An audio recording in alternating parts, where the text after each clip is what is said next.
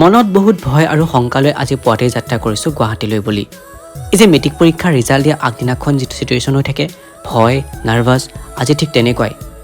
গৈ আমি দূৰদৰ্শন কেন্দ্ৰ গুৱাহাটী পালোগৈ।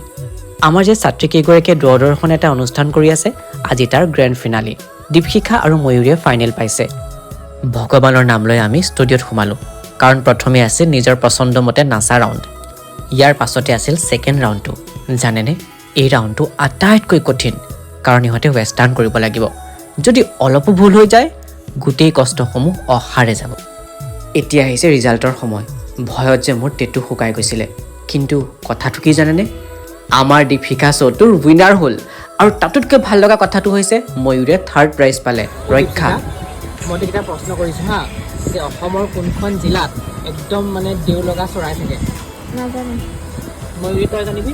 নাজানো, আপোনালোকে কমেণ্ট কৰি জনাব।